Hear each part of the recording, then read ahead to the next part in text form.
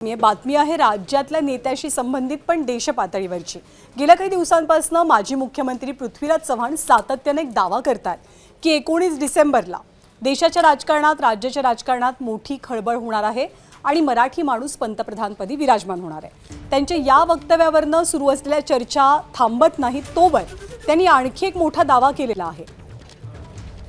Operation सिंदूरवरनं त्यांनी नवीन bomb फोडला।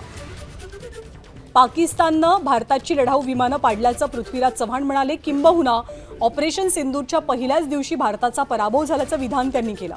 सोबतच आपल्याला 12 लाखांचं लष्कर ठेवण्याची गरज आहे का असा प्रश्न उपस्थित करताना ऑपरेशन सिंदूरमधल्या लष्कराच्या योगदानाबद्दलच त्यांनी आक्षेप घेतला। पण चव्हाणांच्या वक्तव्यावरती सत्ताधाऱ्यांनी जोरदार हल्लाबोल केलाय। पृथ्वीराज चव्हाण हे सगळे दावे किंवा सगळे आरोप कोणत्या तथ्यांच्या आधारे करतात असाही सवाल आता उपस्थित होतोय। पहिल्या दिवशी आपला संपूर्ण पराभव झाला। 7 तारखेला जे हवाई युद्ध अर्ध्या तासात झालं त्यामध्ये आपला टोटल पराभव झाला, हे कोणी मान्य करो अगर न करो। आणि त्यामुळे त्या दिवशी भारताची जी विमानं पाडली त्या दिवशी सगळा भारताचा एअरफोर्स हा ग्राउंड झाला। त्यानंतर एकही विमान उडलं नाही।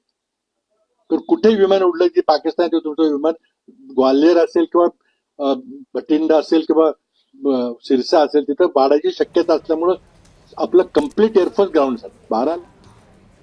आणि पृथ्वीराज चव्हाण यांनी पुण्यातल्या पत्रकार परिषदेमध्ये जे दावे केले त्या दाव्यांबद्दल महायुतीचे नेते नेमकं काय म्हणतात ते सुद्धा पाहूया। अशा प्रकारचं वक्तव्य काँग्रेसकडून होतंय ही खरं म्हणजे हे चिंताजनक बाब आहे, ही दुर्दैवी बाब आहे, ही देशविघातक बाब आहे।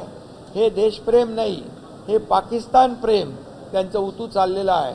आणि म्हणून पाकिस्तानमध्ये देखील या सर्व नेत्यांनी काँग्रेसच्या बोललेल्या हेडलाईन झाल्या, देखो हिंदुस्तान में ये अटैक के बारे में क्या बोल रहे हैं। आणि म्हणून पाकिस्तानी बोलणाऱ्यांना हिंदुस्थानची जनता माफ करणार नाही। देशाच्या विरोधात भूमिका घेणं ह्यालाच काँग्रेसचा डीएनए म्हणतात। पाकिस्तानचं मुखपत्र कोण असेल तर त्याला काँग्रेस पक्ष म्हणतात। देशाच्या विरोधात भूमिका घेणं ह्यालाच काँग्रेसचा डीएनए म्हणतात। पाकिस्तानचं मुखपत्र कोण असेल तर त्याला काँग्रेस पक्ष म्हणतात। मला ते काय योग्य वाटलं नाही।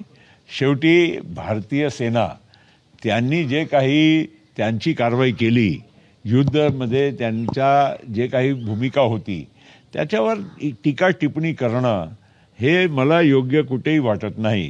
त्याचं कारण आहे की बऱ्याच गोष्टी ते एक ज्यांना म्हणतात की सिक्रेट असतात। आणि पृथ्वीराज बाबाकडे कुठून हे माहिती मिळाली, काय त्यांनी म्हणजे कशा पद्धतीनं काल वक्तव्य केलं, हे म्हणजे मलाही आश्चर्य वाटलं। एबीपी माझा, उघडा डोळे बघा नीट।